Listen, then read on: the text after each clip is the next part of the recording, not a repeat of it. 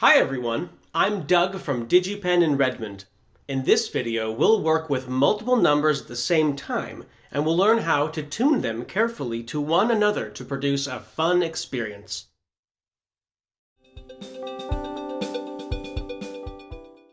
In the previous videos, we examined three different numbers used by the game Crystal Cat: movement speed, jump speed, and the strength of gravity, which are responsible for determining how the hero moves and jumps during the game.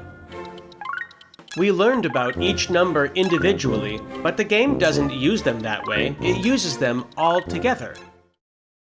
As we discussed before, much of the fun of the game comes from how it feels to move and jump. If a game's designer only works with these numbers separately, they'll have a hard time getting the jump to feel right.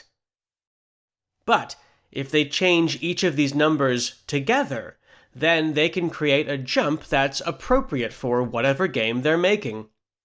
Changing multiple numbers together like this is called tuning. Let's take a closer look at how this works. We previously saw that the hero's jump takes the shape of an arc, or a parabola.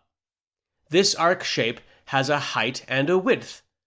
The height of the arc is how high the hero can jump, and the width is how far they can jump.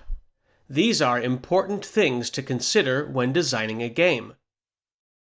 Some games require the hero to jump up to high platforms or to leap over wide gaps. In a game with lots of vertical movement, a high jump is useful.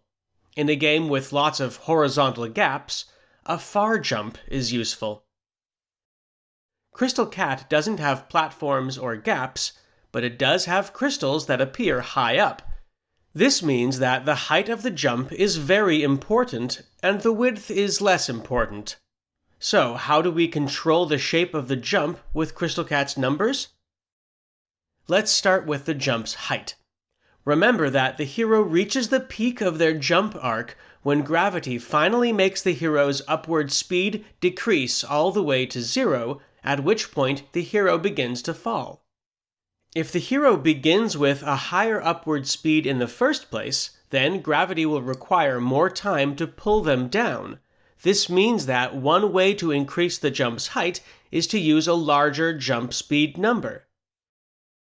On the other hand, if we reduce the strength of gravity, then it will take longer for the hero's upward speed to decrease, meaning the hero can gain more height. Thus, another way to increase the jump's height is to use a smaller gravity number. Now let's look at the jump's width. The width is determined by how far the hero can move forward before they land. If the hero moves faster, then they can get farther before reaching the ground, so we can make the jump wider by using a larger number for movement speed. But also, consider what happens when the jump speed increases. The hero spends more time in the air, and so spends more time moving forward. This means that increasing the jump height can also increase the jump width. If the hero spends a lot of time in the air, the jump can be considered floaty. If the hero is up and back down in a short period, their jump can be considered quick. The overall pace of a game's action can influence whether its jump should be floaty or quick. A fast-paced game tends to have a quick jump to keep the hero moving quickly, but a floaty jump is easier to control. In the case of Crystal Cat, the hero needs to make many jumps very frequently, so a quicker jump is important. Whether a jump is floaty or quick is mainly controlled by gravity and jump speed. To make a floaty jump, use a low jump speed with low gravity. For a quick jump, make jump speed a large number and make gravity very high. To make a game's jump feel the best it can feel, it's important to spend a lot of time tuning its numbers. Try one set of numbers and see how the jump feels.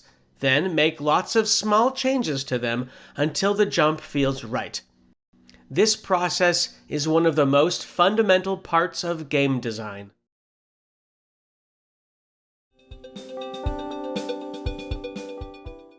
Let's get some experience with tuning the numbers of a jump by playing another modified version of Crystal Cat. Click the link in the description below and then find the project called Crystal Cat Jump Arcs. The game is quite different now. This time, a chain of crystals will appear on the screen, and your goal is to try to collect as many of them as you can in just 3 jumps or fewer. To do this, you can change the movement speed, jump speed, and gravity numbers however you like. Here's how it all works. First, look at the shape of the arc and try to decide whether you need the jump to be high or low, narrow or wide. In the top right, you'll see the game's numbers listed. Click on the name of one of the numbers to open a window where you can change that number. If you want to set all the numbers back to their default values, click Reset. When you're ready to jump, click this button or press the spacebar.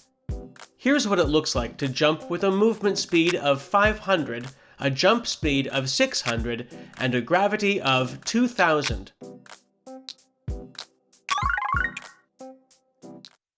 Let's step through the process now. This arc of crystals looks kind of low and narrow.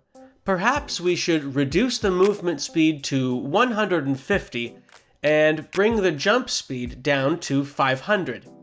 We'll leave the gravity alone for now.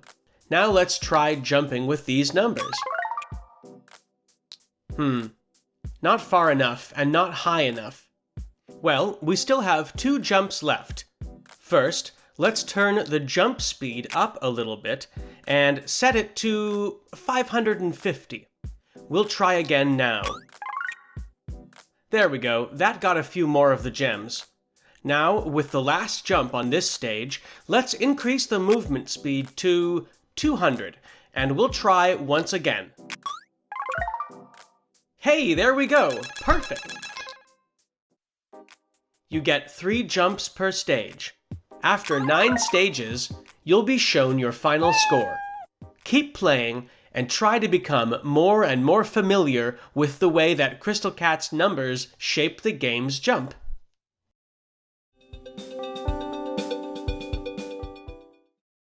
Let's recap what we've learned in this video.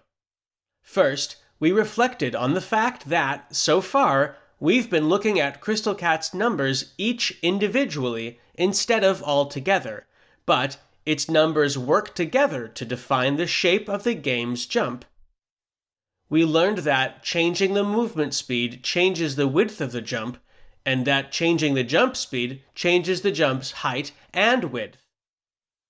And we learned that by tuning the jump speed and gravity together, we can make the jump feel floaty or quick. Finally, we got used to tuning Crystal Cat's numbers with a modified version of the game. On behalf of DigiPen, thank you for watching the Basic Game Design series. We hope you've enjoyed this glimpse into a part of the process of game design.